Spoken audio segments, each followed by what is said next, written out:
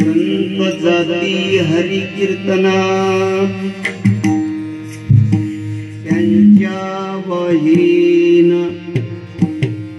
मोचे वाहन हेची भवसिंधूची तारू तेने उतरू पैल पारू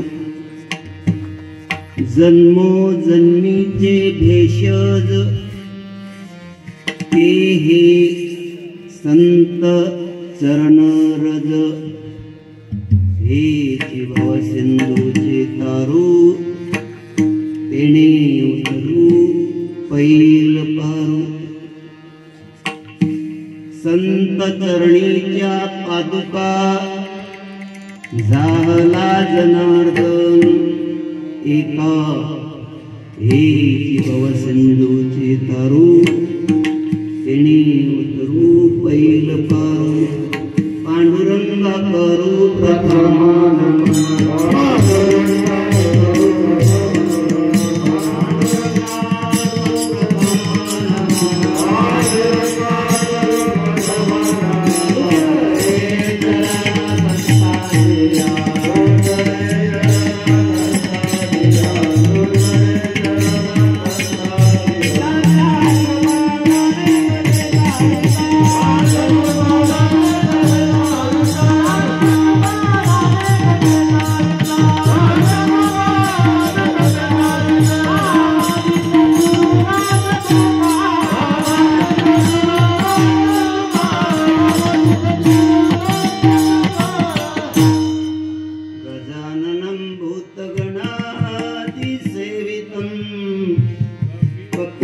जंबूफल चारु भक्षणम् उमासुतं शोक विनाशकारकम्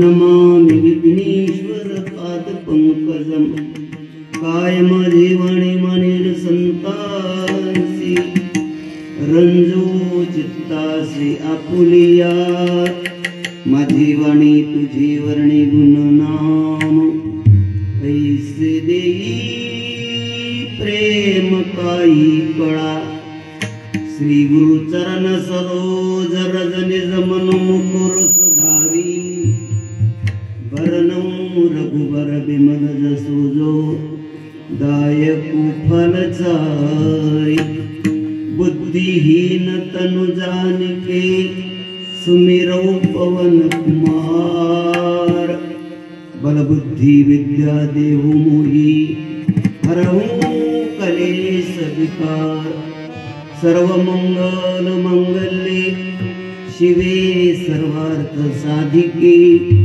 शरण्ये त्र्यंबके गौरी नारायणी नमस्तुते धन्य धन्य एक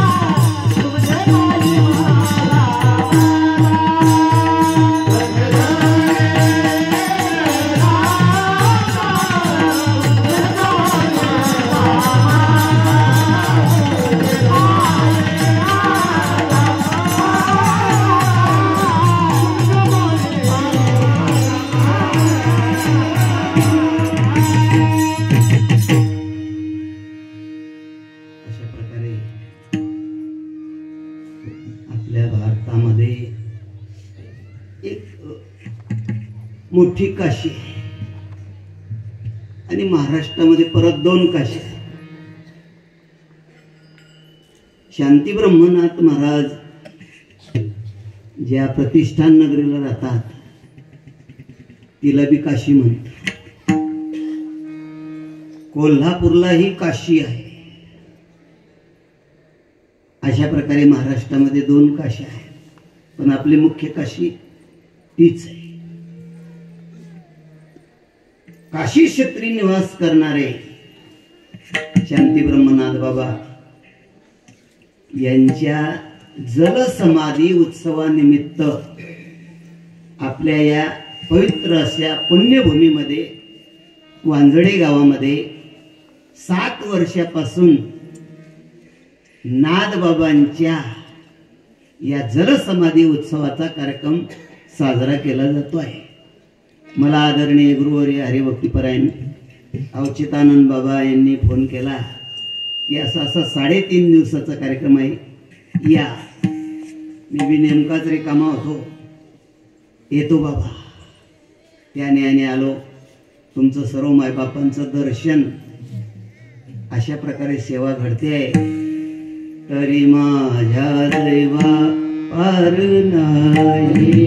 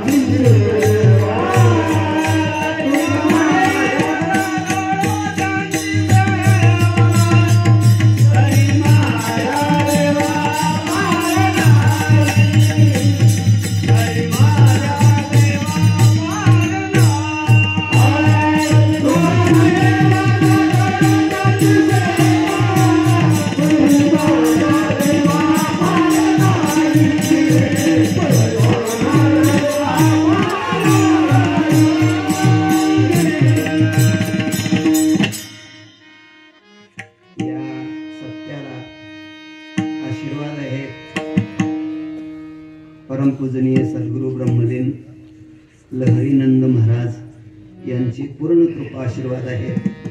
प्रेरणास्थान हरिभक्तीपरायण समाज प्रवर्तक अवचितानंद महाराज यांच्या शुभ प्रेरणेने हरिभक्तीपरायण वाल्मिक महाराज व हरिभक्तीपरायण करंजी महाराज यांचे अनमोल मार्गदर्शनाने समस्त ग्रामस्थ तरुण मित्र मंडळ सर्वांच्या सहकार्याने शीत क्षेत्र वांजुडे या गावामध्ये हा यज्ञ चालू आहे.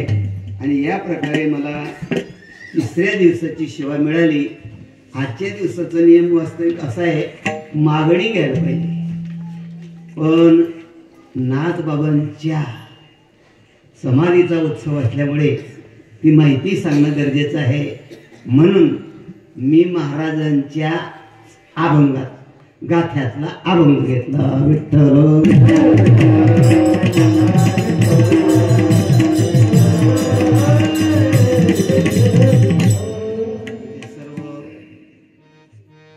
संतजन मंडळी जमले. बाबांचं हंसानंदजी बाबा यांचे मला आशीर्वाद पाहिजे, तेही उपस्थित आहेत. तुमचे गुणीजन महाराज सर्व मंडळी तिकडे तिकडे लांबलचक, आणि तुम्ही सर्व मायबाप सर्वांना नमस्कार करतो. जास्त परिहार लांबवत नाही, कारण अभंग बी सोडवायचा आहे. असो तर मी पंगत पाहिली सप्तेची. 3.5 दिवस चुलीला आमंत्रण, गावची चूल बंद आणि सप्तेची चूल. अशा प्रकारे इथे महाप्रसाद 3.5 दिवसाचा होतोय. सर्वजण आनंद घेत आहेत, भक्ती सुखाचाही आणि भोजनाचाही. अशा प्रकारे सर्वच आनंदमय वातावरण आणि त्यांच्यामध्ये सेवा करायला भेटते, हे बी काही भाग्याचं लक्षण आहे. हो, म्हणून तुमच्या पुढे मी परत नतमस्तक होतो आणि अभंगाकडे वळतो. विठ्ठल विठ्ठल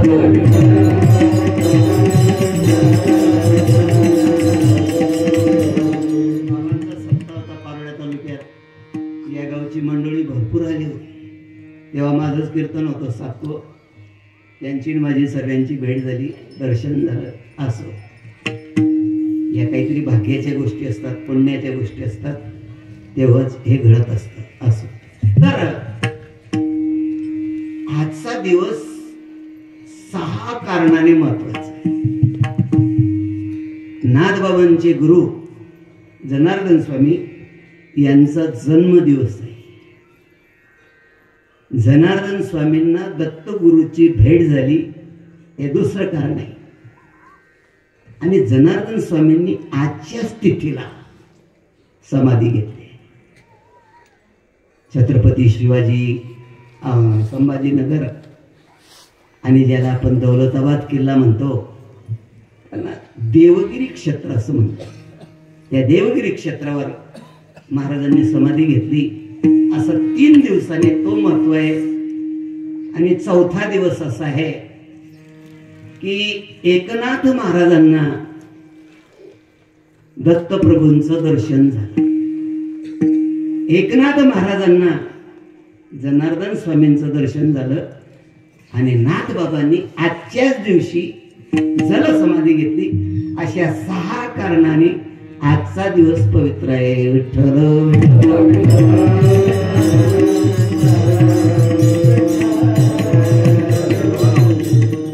महाराजांचे मूळ पुरुष फार मोठे भाग्यवान होते. भानदास महाराज, त्यांच्या घराण्यामध्ये भास्कर पंत, त्यांचे चिरंजीव चक्रपाणी महाराज, त्यांचे चिरंजीव सूर्यनारायण महाराज. सूर्यनारायण महाराज यांच्या पत्नी रुक्मिणी माता, रुक्मिणी माता आणि सूर्यनारायण यांना शेके 1450 मध्ये त्यांच्या घरी नाथांचा अवतार झाला.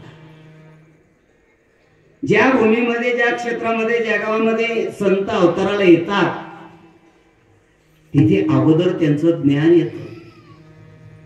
सकाळी सूर्यनारायण उदयाला येतो, अगोदर प्रकाश का सूर्यनारायण? बरोबर बोलले बाबा. मोटकी देहाकृती उमटे, निज ज्ञानाची पहाट फुटे, सूर्या पुढे प्रगटे प्रकाश. ज्या भूमीमध्ये संत अवताराला येतात तिथे त्यांचं ज्ञान येतं. महाराजांचा अवतार झाला आणि अवतार झाल्यानंतर त्यांच्या चरित्रात त्यांनी दिलंय, जे काही मुलं मूळ नक्षत्रावर अवताराला येतात कदाचित काही काही त्यांचे आई वडील वारतात. तेच नाथांच्या जीवनात झालं. सूर्यनारायणाने रुक्मिणी माता निवर्तल्या. आजी सरस्वतीबाई आणि चक्रपाणी महाराज आजोबा यांनी नाथांचा सांभाळ केला. आपल्या हिंदू धर्म संस्कृतीमध्ये 16 संस्काराला महत्व आहे. पैकी जो 10 नंबरचा संस्कार आहे उपनयन संस्कार म्हणतात. गायत्री मंत्राची दीक्षा देणे. ब्राह्मणाचा मुलगा असेल तर 8व्या वर्षी, इतर कोणी असेल तर 10 वर्षाच्या पुढे. महाराजांचं झालं ते उपनयन संस्कार. आता तळमळ लागली की मला आता गुरु करायचं आहे, कोण भेटेल? त्यावेळेला स्वप्नामध्ये स्वतः पांडुरंग परमात्मा आले.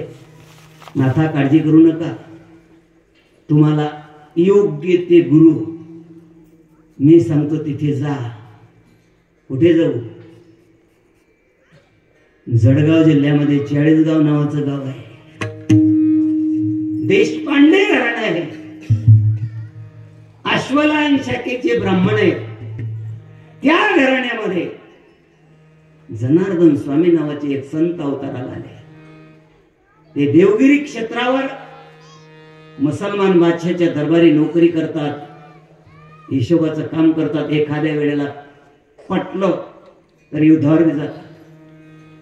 आणि त्यांचा संप्रदाय आहे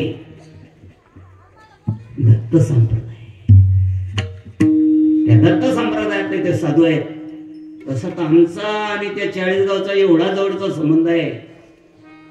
चाळीसगावच्या पहिले ते घराणं बहाळ म्हणून एक गाव आहे, नाथांचं घराणं, तिथे राहायचं. 150 एकर शेती आणि त्यांची गडी अजून सुद्धा आहे महाराज बहाळला, हल्ली बी आहे. आणि त्यांनी 40गावला ते स्थायिक झाले. ते जनार्दन स्वामी त्यांना गुरु करतात. आनंद झाला नाथांना. 8 वर्षाची मूर्ती, पायामध्ये चप्पल नाही, डोक्यावर टोपी नाही, रुमाल नाही, कडकडीत उन्हामध्ये पायी चालत गेले. देवगिरी क्षेत्राच्या पायऱ्या चढले. कोणीतरी नोकर होता, 6 जण आहे, म्हणजे जनार्दन स्वामी से मिलने जाना है, चलो मैं लेके जातो. तेच जनार्दन स्वामी साष्टांग दंडवत घातला. श्री संताची माता चरणावरी,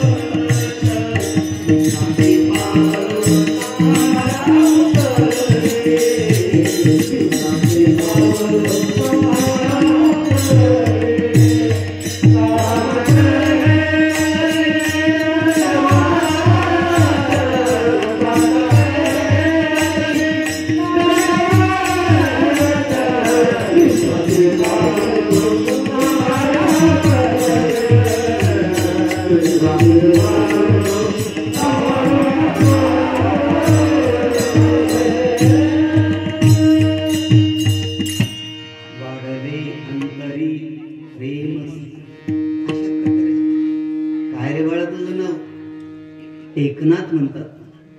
काय काम काढलं? तुम्हाला मला गुरु करायचंय. अरे अजून लहान आहेस, ठीक आहे, मी सेवा करतो ना गुरुजी तुमची. तद्विद्ये तू प्रणिपातेन परिप्रश्नेन सेवया उपदेक्षन्ति ते ज्ञानम ज्ञानिनस्तत्वदर्शन. काही दिवस सेवा केली. गुरुजींनी तपश्चर्याला बसवलं. नाथबाबांना बसवलं तपश्चर्याला. नाथबाबा अगदी एकाग्रतेने तपश्चर्या करायची. दत्तात्रेय परंपरा, सहस्रार्जुन यदू 2रा, जनार्दन 3रा, केला कलियुगी. अशा प्रकारे त्यांची ती परंपरा. एके दिवशी भाग्याचा उदय झाला. पहाटे 4 वाजता लख प्रकाश पडला. 2-3 प्रवाद आहेत. एका ग्रंथामध्ये असं म्हटलंय, एका शिकाऱ्याच्या वेशात एक माणूस आला. रक्ताने त्याचे कपडे माखले होते. आणि अशा याच्यामध्ये गुरुजींनी सांगितलं होतं, इथे कोणी येऊ शकत नाही, फक्त दत्तप्रभूच येऊ शकते. कशाही अवतारात येते. त्यावेळेला ते आले. अगोदर जनार्दन स्वामींनी दंडवत घातलं. त्यांनी सांगितलं आपल्या शिष्याला, जनार्दन स्वामींना, समोर एक कुत्री आहे, तिचं दूध काढून आणा. वाटीमध्ये दूध काढून आणलं. माझ्या जोडीमध्ये शिड्या भाकरी आहे, या बारीक करा. त्या वाटीत टाकल्या. गुरु आणि शिष्याने तो प्रसाद खाल्ला. आणि जे भांड होतं ते धुण्यासाठी नाथांजवळ दिलं. नाथबाबा ते भांड सरोवरावर घेऊन गेले.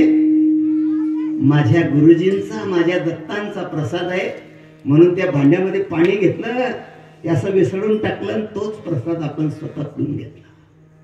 दत्तप्रभूंचं लक्ष गेलं. याला शिष्य म्हणतात. जो गुरुजींचा प्रसाद सेवन करतो त्याला शिष्य म्हणतात. त्यावेळेला जनार्दन स्वामींनी नाथांच्या डोक्यावर हात ठेवला. घडा घडा घडा रडायला आलं. काय रडतो?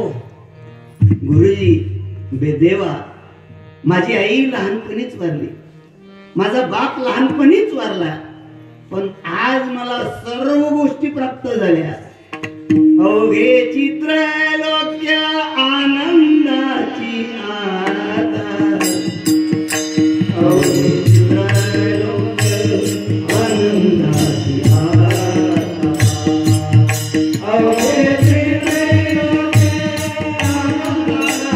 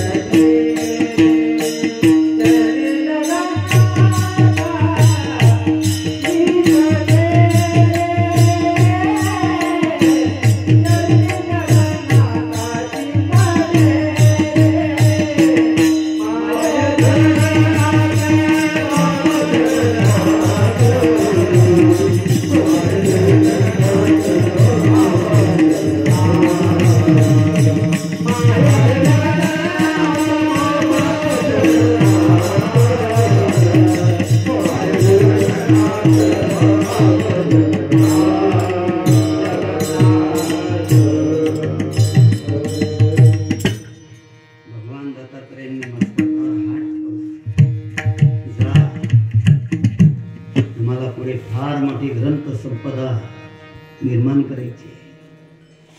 जी कुत्री होती ती कुत्री नसून कामधेनू होती. म्हणून अशा प्रकारे त्या प्रसाद घेतला. पुढे त्यांची जीवनचर्या, गुरुजींच्या बरोबर 4 धाम यात्रा केल्या. 4 धाम यात्रा केल्यानंतर परत गुरुजींकडे आले. आजोबाजीची आठवण झाली. आजी आणि आजोबाची काही दिवस सेवा केली. सेवा केल्यानंतर परत परमार्थाला लागले. होतेच जगामध्ये जायचं, प्रबोधन करायचं. मग ते संत प्रबोधनाकरता या भूमीवर आले. पूर्वी प्रबोधनाचं काम तमाशा होता, पूर्वीचा काळ. नंतर प्रबोधन आलं, नाटक आलं. नंतर प्रबोधन आलं, सिनेमा. याच्याने समाजाची पातळी उंचावली का घटली यांनी मला सांगायचं. पण प्रबोधन असे होत होते. त्यानंतर मात्र काही काळामध्ये आळंदी, पंढरपूर अशा क्षेत्रामध्ये, वाळवंटामध्ये नदीच्या काठावर मोर पिसारांची टोपी घातलेला, अंगामध्ये अंगरखा, पाय घोड घातलेला, हातामध्ये चिपड्या घेतलेला एक वासुदेव यायचा. समाजाला जागृती दे, ऐसे जागाविले आवगे.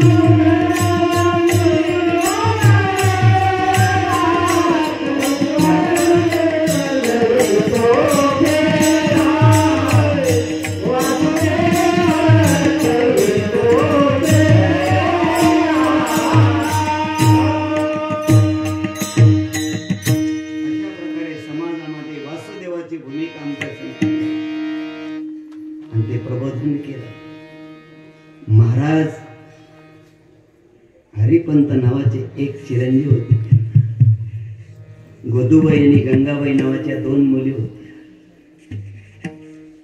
पत्नी मुलं अशा प्रकारे संसार चालायचा. समाजामध्ये प्रबोधन करायचं. ग्रंथ संपदा सर्व संतात जास्त.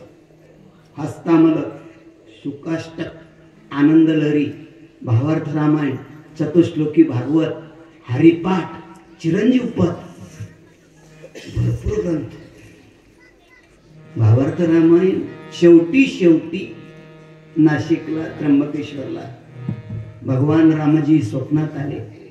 नाथबाबा, तुम्हाला हे कार्य करायचं आहे, ठीक आहे, पण माझं जाणं आता जवळ आहे. का झाकली गटीचा दिवा, नेनेजी काय झाले तेव्हा, या रीती जे पांडवा देह. त्यांचं जाणं त्यांना कळत होतं. ठीक आहे, जेवढं होईल तेवढं करा. शेवटी गावबाच्या डोक्यावर मस्तकावर हात ठेवला आणि भावार्थ रामायण उत्तराखंड गावबाने पूर्ण केला. चला पुढे.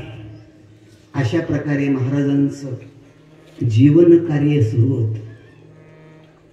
महाराज समाजामध्ये एवढे श्रीमंत होते, 1 नंबर. समाजामध्ये तौलनिक म्हणतो मी. गरीब जर कोण असतील तर जगद्गुरु तुकोबा आहे. पंढरपूरला जर दोन्ही संत गेले, देवा एवढा मी श्रीमंत आहे, पण माझ्या श्रीमंताच्या घरी आमच्या सौभाग्यवती 100 लोकांचा पुरणपोळीचा नैवेद्य तयार करतात. कधी नकार दिला नाही. असलेल्या सुखामध्ये समाधान मानणारी ती माझी पत्नी आहे. भगवंताकडे प्रार्थना करायची तुकोबर आहे. देवा, बरं झालं माझं पहिलं लग्न झालं, ती पत्नी मेली, दुसरं केलं, ती पत्नी राहिली, पण ती भांडणारी भेटली, हे बी बरं झालं. ती जर गोड बोलणारी राहिली असती, मी तिच्या अवतीभोवतीच फिरलो असतो. तुका म्हणे देवा बाईल कर्कशा, अवघी दुर्दशा जना माझी, नाही तरी आशा गुंतती तेथे. भरपूर प्रमाण आहे. म्हणून असमाधानामध्ये समाधान मानणारं कुटुंब आणि समाधानामध्ये समाधान मानणारं कुटुंब, अशी संत मंदिरी होती. त्यांनी जो परमार्थ केला, पूर्ण अंतःकरण शुद्धीने, म्हणूनच भगवान दत्तात्रय प्रसन्न झाले. सांगू का तुम्हाला, नाथबाबांची षष्टी ज्या वेळेला, जनार्दन स्वामींची षष्टी ज्या वेळेला देवगिरीवर किल्ल्यावर करायचे पूर्वी, ज्या वेळेला त्यांनी पैठणला सुरुवात केली, त्यावेळेला मग ते आमंत्रण द्यायचे की आमच्या गुरुजींची पुण्यतिथी आहे, तुम्ही या, तुम्ही या. त्यावेळेला आंबेजोगाईला एक थोर साधू होते, त्यांचं नाव दासोपंत होतं. गीतेवर 1,00,000 टीका त्यांनी केल्या होत्या. अनेक लोकांनी टीका केल्या आहेत, पण माऊलींनी ज्या टीका केल्या आहेत तशा टीका कोणीच केल्या नाही. म्हणून नाथांना बोलवलं माऊलींनी. आजान वृक्षाची मुळी कंठासी लागली, येवोनी अळंदी स्थळी काढी वेगी. नाथबाबा गेले, ते एक प्रतीक आहे, पण ती जी ज्ञानेश्वरी होती पूर्वीच अतिशुद्ध. मग काय करायचं, याच्यामध्ये कोणी काही आगाऊपणा करू नये म्हणून नाथबाबांच्या हातात तो प्रसाद दिला. आणि नाथबाबांनी ती ज्ञानेश्वरी जगात प्रगट केली, सगळ्यांना वाटप केलं आणि शेवटी एक शिक्का मारून दिला. हो, काय मारून दिला की जो कोणी आगाऊपणा करेल त्याला माफी नाही, अमृताची ताटी जान न रोटी ठेवली. म्हणून तुम्ही जे जे काही कराल वाङ्मय, तुमची नरोटी आमच्या माऊलींचं अमृतात्व ताट आहे असा शिक्का मारला आणि ते जगामध्ये दिलं. पण ज्यावेळेला ती गुरुजींची पुण्यतिथी साजरा करायची, दासोपंतांना आमंत्रण आले. ते अहंकार कोणाला असतो? आता बाबांना बसल्याबरोबर ओळखून घेतलं. बिलकुल साधेच होते, पण अतिशय ज्ञान जिथे असेल, नवाला अहंकाराची गोठी विशेषण लगे अज्ञानाचे पाठी, सज्ञानाचे जोंबे कंठी.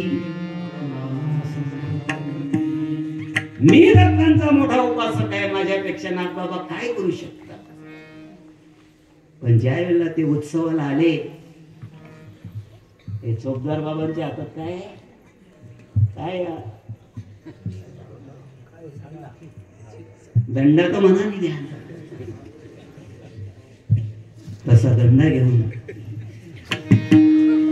गुरुदेव दत्त भगवान नाथांच्या द्वारात रक्षण करत.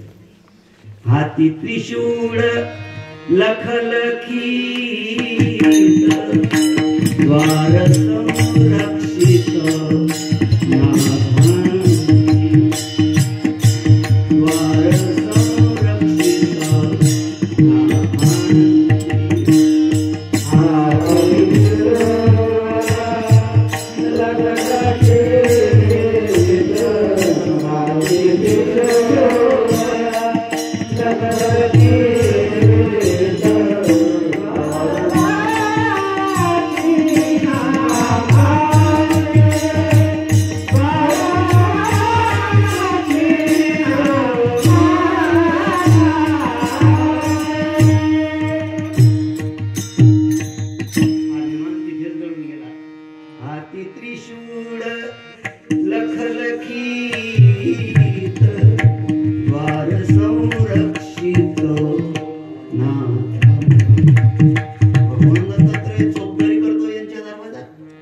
गळा लागला.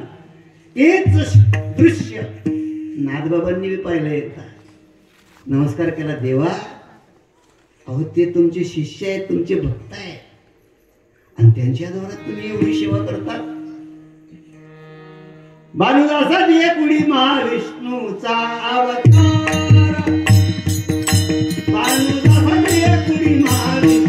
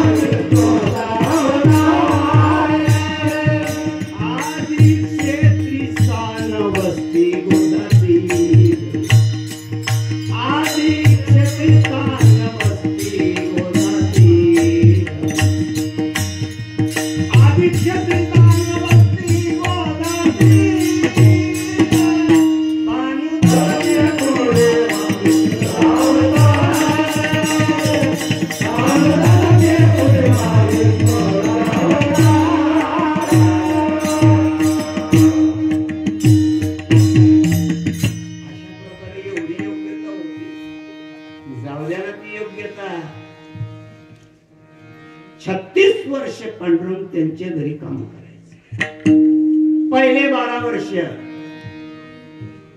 विठ्ठल नाव आणि अशा कीर्तनात अशी महाराजांसारख्या गोड चाली बोलायची, द्रौपद करायचं.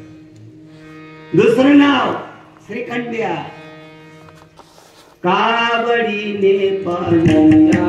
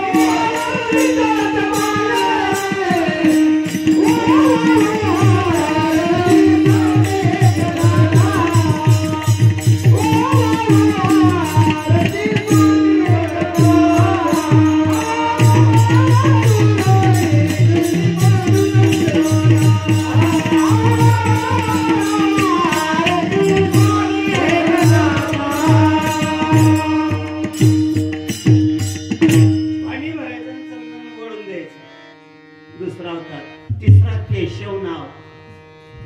मग काय करायचं केशवाने? भागवत ऐकायचं. श्री एकनाथ सदनी माधवजी सर्व कामे ही करीतो, स्वकरे चंदन घासितो, कावडीने पाणी ही भरतो. इतकं काम देवाने, इतकं काम. जातो पुढे सांगतो, भरपूर मोठा कथा भाग आहे. मग कीर्तन तिथे जाटून जाईल, अभंग तसाच राहून जाईल. तर महाराजांनी इसवी सन शके 1521 मध्ये 1450 आणि 21 71 वर्ष महाराज जगले. तुकोबर आहे किती वर्ष? 41. नादबाबा 71, नामदेव महाराज 80, तुकोबर आहे 41. आणि माडी समाजामध्ये अवताराला आलेले सावता महाराज 45 वर्ष. आणि जगद्गुरु तुकोबारांचे जे शिष्य होते त्यांचं आयुष्य 95 वर्ष. अशा प्रकारे संतांची आयु मर्यादा आहेत. काम झालं की लगेच चाललं जायचं. आणि अशा प्रकारे 1521 मध्ये महाराज गंगेमध्ये चालत गेले, ज्याला आपण गोदावरी माता म्हणतो. जल समाधी घेतली, फार वरती आला, त्याची स्थापना केली आणि तिथेच समाधी मंदिर बांधलं. तेच आजच्या तिथीला तिथे मोठा उत्सव होतो. विठ्ठल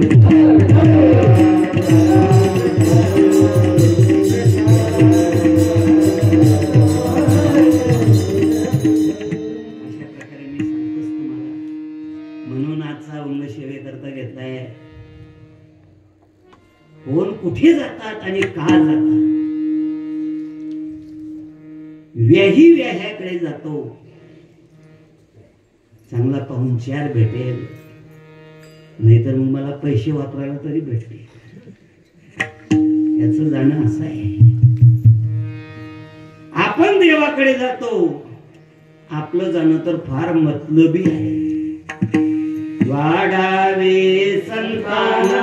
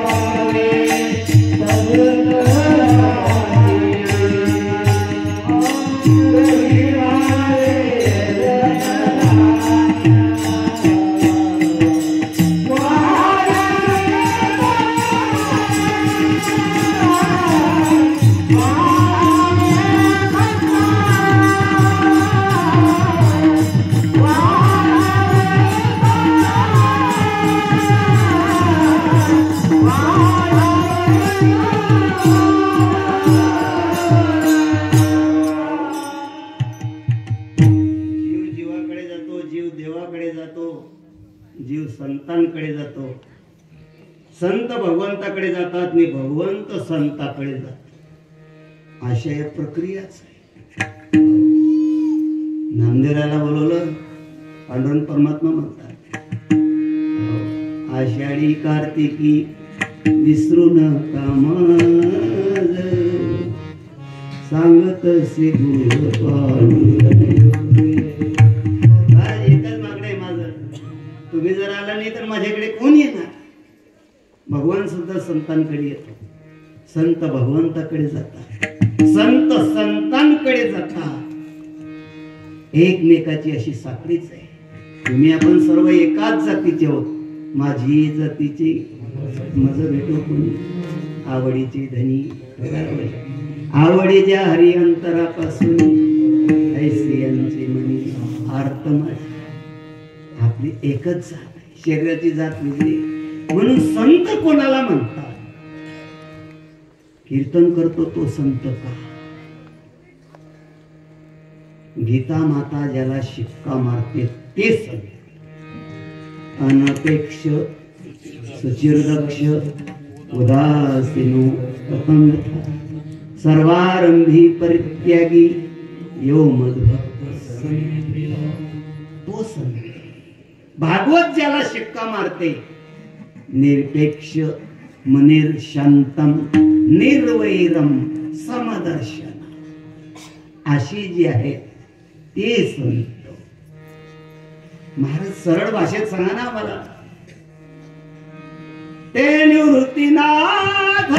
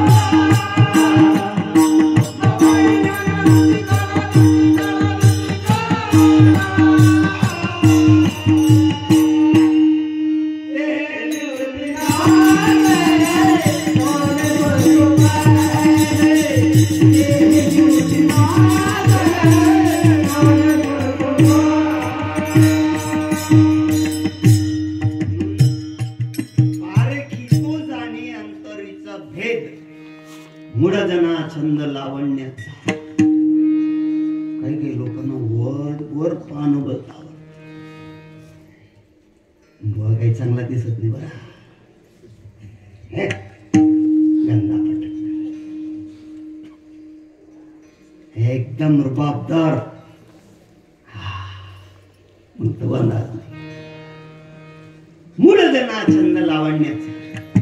काही काही लोकांना ते वेगळंच आहे, समजून गेले तुम्ही बहुश्रुत आहात. माणसाने गुरु करत असताना असा करावा, हलवणे खुंटव आधी करावा बळकट. आमच्या मायमावल्या पूर्वी जात्यावर बसायच्या, असा दगड टाकायच्या त्या खुंट्यावर, हल्ला का आणखी टाक. तस संत अगोदर त्यांची तपासणी करा. म्हणून तुकाराम महाराज एका अभंगात मागणी मागतात. मागणे ते एक तुझ प्रती आहे, देशी तरी पाहे. आणि दुसरा शब्द या, किती महत्वाचा शब्द. या म्हणजे मी जे या व्याख्या सांगितल्या ते त्यांच्या स्वाधीन मला, भलत्या सलत्याच्या स्वाधीन मला करू नका. सोने दावीवरी तांबे तया पोटी, खरी याचे साठी विकू पाहिजे. काहीच नाही हो. भक्ती ज्याची थोडी, पूर्ण विषयाची गोडी, नरची नवे पाही खर जाणावं. मी एवढी प्रमाण दिली बाबांनी एक बी पूर्ण केल्याशिवाय सोडलं. लगेच हजार जबाब. कीर्तनकार कुठे चुकतोय? हल्ली कीर्तनकारापेक्षा समाज जास्त हुशार, म्हणून कीर्तनकाराने मी एवढं भारी भरू नये. आणि जरा विचारावं समाजाने, काहीतरी आडवं व्हावं मी या मताचं. म्हणून संत जाती हरी कीर्तना, हरीच्या कीर्तनाला. कीर्तन म्हणजे नेमकं काय? जास्त हसवतो तोच कीर्तन कर, जास्त जोक सांगतो तोच कीर्तन कर, जेणेकरून मूर्ती ठसावी अंतरी श्रीहरीची ऐसी कीर्तन मर्यादा आहे संतांच्या गरजी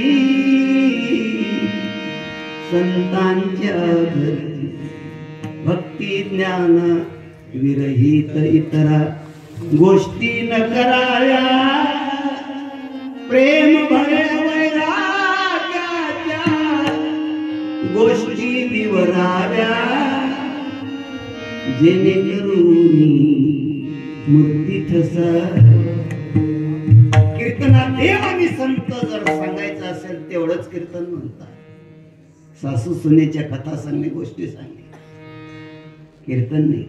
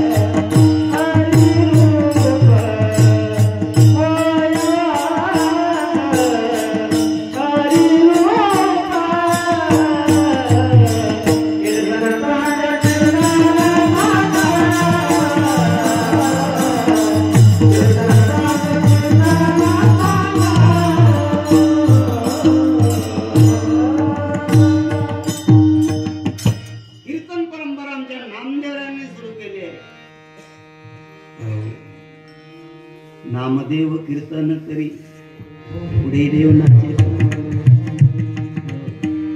जनी मने ज्ञान देवा बोला त्याला कीर्तन. देवाने नाचावं देवाने यावं त्याला कीर्तन. तिथे आमचे संत जातात त्या ठिकाणी ते गेले तर मग मी काय सेवा करेन. माऊलींनी 16 वर्ष नंतर समाधी घ्यायची होती पण 6 वर्षे तिघी भावंडांच्या खातर वाढवून दिले. 6 वर्षे काय केलं अभंग रचना केली बाप रखमादेवीवर ते आहेच पण मी जे आयुष्य जगतोय देवा तुझी सेवा करीन म्हणून तुझी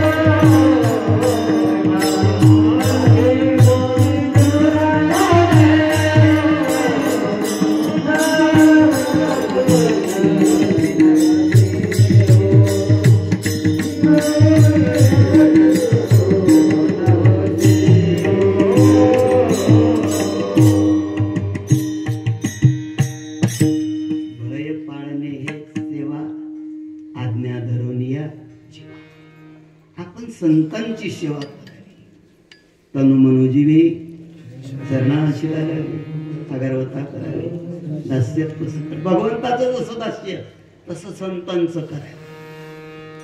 संत हरी कीर्तनाला जातात मग काही मी काय करायचो लहानपणी बोलता लागट आणि चिगट होतो भजनी मंडळी येऊ द्यायचं नाही मला. मग मी काय करायचो हा पकवाज असा घेऊन द्यायचो डोक्यावर मी तुमचा पकवाज घ्यायला धरायला एके दिवशी टाळ धरायचो एके दिवशी विना धरायचं. मग ते म्हणायचे हा मुलगा चांगला दिसतो बरं येऊ देत जायला कारण काही गावाला जुने भजनी भलते खतरनाक होते ते नवीन तयारच होऊ देत नव्हते बरं का बाबा. एखादा मुलगा उठाला आणि चाल बोलायला हाच खाली काही येणं जाय तुला. म्हणून नवीन भजनी तयार होत नाही. गुरुवर्य संतवीर आदरणीय बंडा तात्या कराडकर यांचं म्हणणं असं आहे, बुवा तयार झाला नाही तरी चालेल, पण भजनी तयार झाले पाहिजे. हल्ली अनेक गावांना भजनी नाहीत म्हणून कीर्तन होत नाही.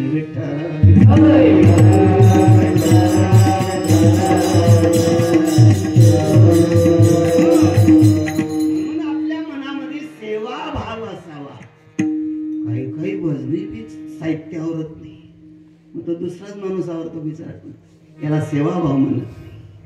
भजनाचं साहित्य ना, पेटीवाल्याने पेटी ठेवायची, टाळवाल्याने टाळ ठेवायची, मृदंग वाजणाऱ्याने आपलं आपलं कणिक काढून घ्यायचं, नाहीतर काय रे हे कणिक, तिला सेवानी म्हणत. आपल्या वाट्याला आलेली ती सेवा आपणच करावी. नाथ बाबा एवढे श्रीमंत घराण्यातले, ज्यांच्या घरी 100 लोक एनी टाइम जेवण करायचे, इतर टायमाला तर जाऊ द्या. मी काय करेन, त्यांच्या मोचा आणि वाहना, पायात घालायच्या चपला, बाबांच्या खडावा माझ्या डोक्यावर घेईल, इतकी सेवा. किती किती आदर भाव आहे. काय या वाहनांना, या मोच्यांना जे त्यांचे रजकण लागलेले असतात ते 2 प्रकारचे असतात. एक पारमार्थिक रज असतात आणि दुसरे लौकिक रज असतात. लौकिक रजासाठी संसारी माणूस तडफड करतो. या बाबांचं मी दर्शन घेतलं तर माझं कल्याण तरी करून देतील, नाही कल्याण झालं, माझं लग्न होत नाही, माझं लग्न तरी होऊन जाईल. पारमार्थिक रज, संसारिक रज, लौकिक रज. पण पारमार्थिक रज, बाबांच्या ठिकाणी जे ज्ञान आहे त्यांच्या रजकणामध्ये आहे, ते ज्ञान मला भेटेल म्हणून मी त्यांच्या वाहना मोचे माझ्या डोक्यावर घेईल. किती आदर भाव आहे. संत जाती हरे कीर्तन त्यांच्या वाहीन, काहू महाराज इतकं महाराजांच्या ठिकाणी, संतांच्या ठिकाणी ज्ञान तुम्हाला भेटेल. नाही, सहज जरी गेले तुम्ही संतांकडे, सहज जरी गेले, संत चरण रज लागता सहज वासने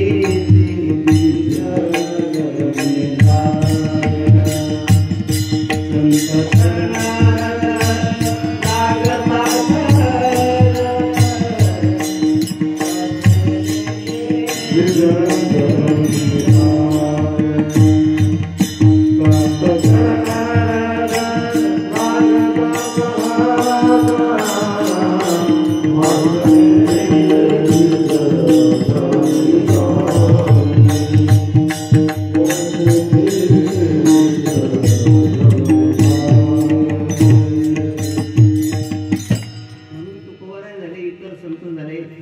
लागता देवा हरिदासाची घरी काय, त्या हरिदासाच्या घरी तुकाराम महाराज काय तिथे, तिथे जरी काही नाही ना देवा, कण्या भाकरीचे खाणे मुखी राम गाणे, कण्या भाकरीच्या खाणे मुखी राम नाम गाणे, वैष्णवा घरी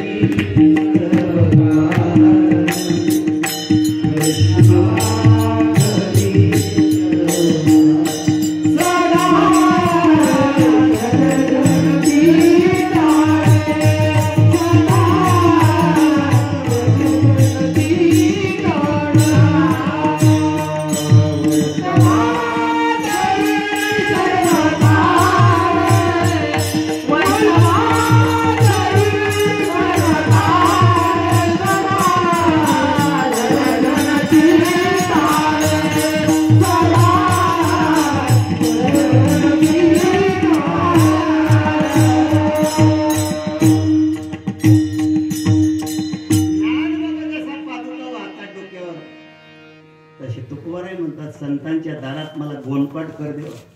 पाय पुसणे म्हणतो तुका म्हणे त्यांचे पायी पाय पोस.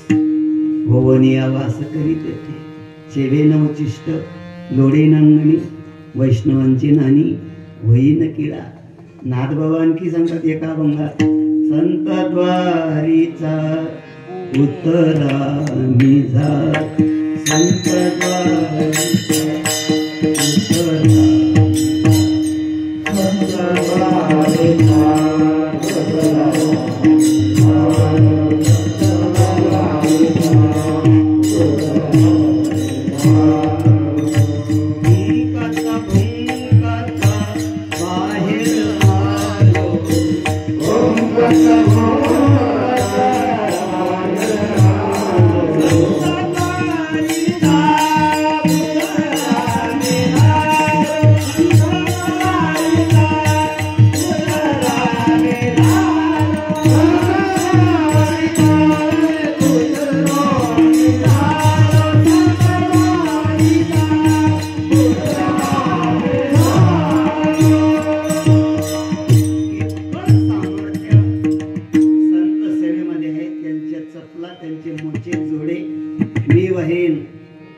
सत्यभामा माता एकदा बसल्या होत्या. नारायण नारायण नारायण या नामाशी सेवा केली. माझा एक प्रश्न आहे तुम्हाला सत्यभामा माता विचार. कृष्ण जन्मोजन्मी पती मिळावा याच्यासाठी मला काय करावं लागेल? सोपं आहे. या जन्मामध्ये तुम्ही जे दान द्याल ते पुढच्या वर्षी भेटतं आपल्याला. म्हणे मग माझं दान कोण घेईल? मी घेतो ना. आणा जाळीमध्ये पाणी. पाणी आणलं, हातावर टाकलं, संकल्प सोडला, कृष्ण दान देऊन टाकला. ओलाच हात घेतला आणि गेले कृष्णाकडे. चला हे बंद करा माझ्या घरी चला. म्हणे का? सत्यभामा मातेने तुम्हाला मला दान दिलंय. अहो कन्यादान करता येतं पण असं पतिदान करता येतं का?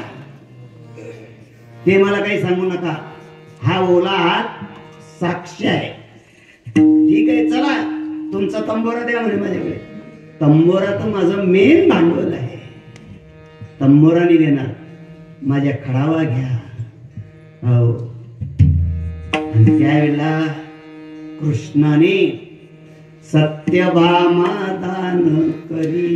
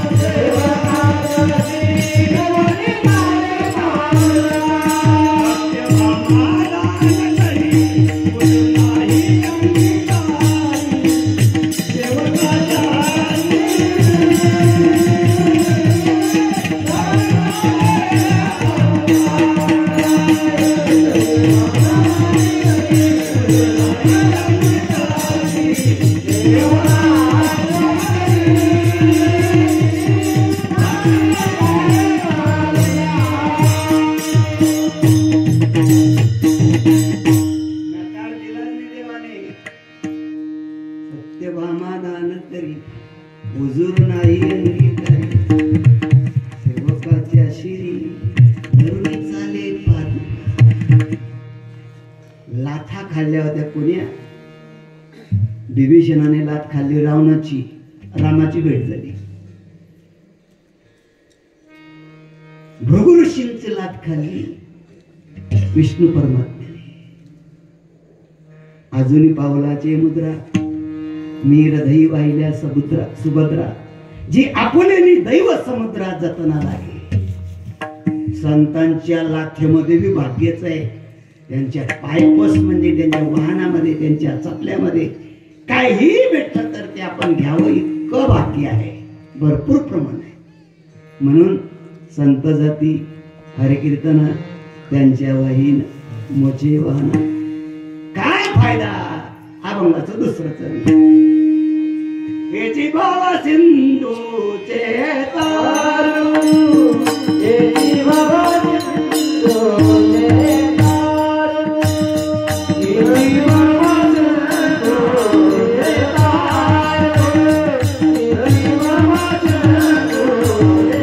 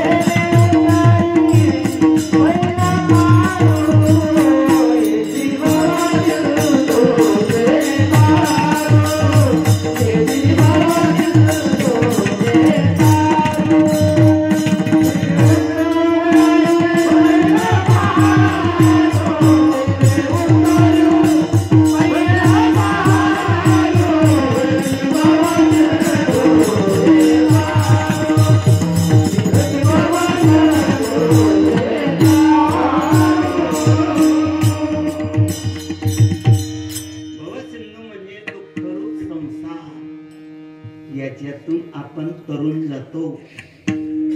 सपला आणि वाहना वाहण्याने याच्यातून तरुण जातो आपण. महाराज काय पुढ्या मारतायत तुम्ही?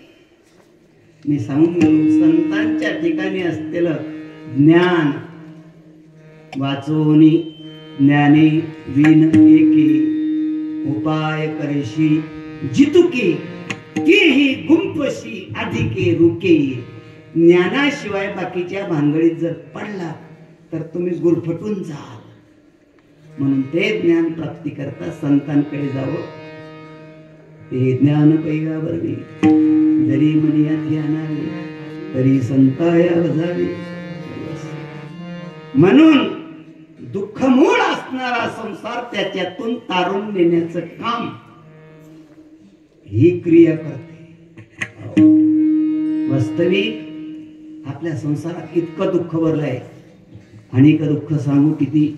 सकल संसाराची स्थिती नसा हे पाषाण मुक्ती भय कापचित्ती. इतकं गोपाळवाडी आले हा सखा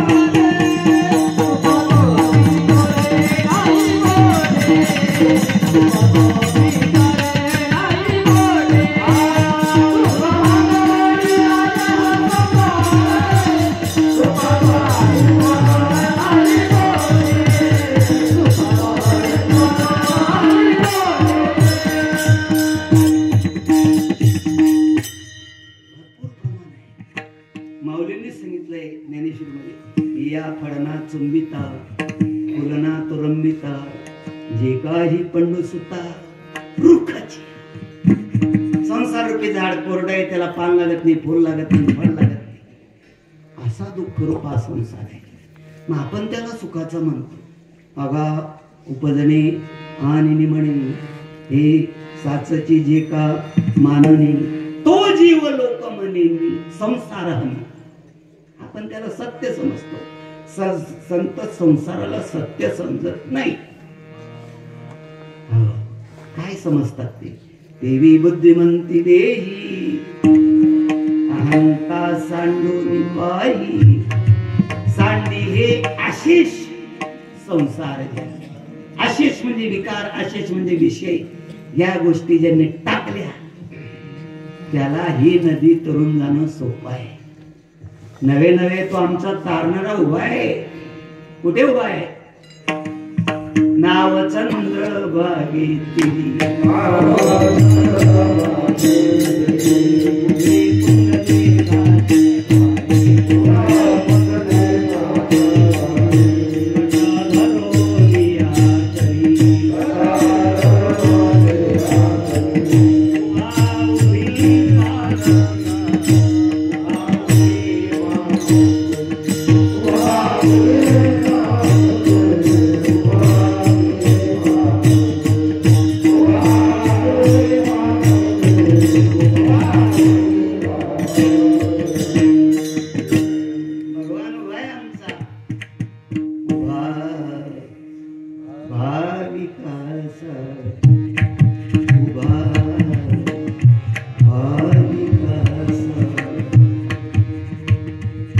विठू कैवल्याचा गाभा, विठू कैवल्याचा गाभा उभा भाविकासाठी. तेषाम अहम समुद्धर्ता मृत्यू संसार सागरा, भवामी न चिरात्मा मैया वेशी. जो मद होय त्याची निवारी या लागी अशी गॅरंटी तो. म्हणून हेची भवसिंधूचे प्रमाणं भवाब्धि हृदं मामकान नितंबं कराभ्यामृतोयेन तस्मात् विधातुर्वै सत्यं कृतो नाभिकेश परब्रह्मलिंगम भजेता. असा तो भगवान सांगतो. काही काळजी करू नका. ही दुःखरूप नदी आहे, पण हिच्यामध्ये पाणी किती आहे? इतकंच आहे. बरोबर बोलले. काही घाबरू नका.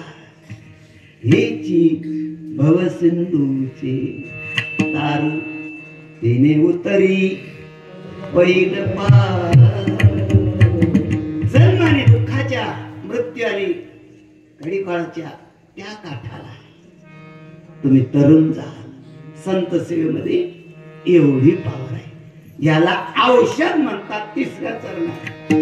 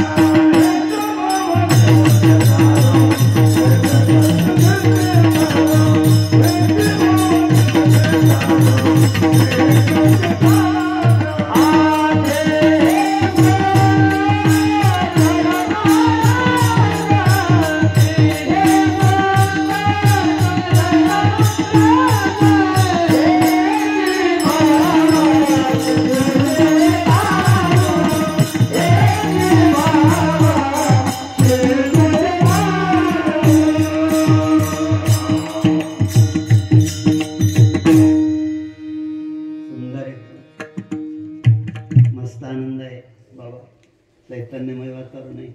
ऐकणारे माझ्यापेक्षा अधिकारी आहेत. भेषज म्हणजे औषध. संत चरणाचं रज म्हणजे औषध आहे. ज्ञानेश्वरी मध्ये त्याला ओखद म्हणतात. जेवी स्वप्नीची ये घाया ओखत जेवोशी धनंजया, देवी अज्ञान मुळया ज्ञानाची खळदळ.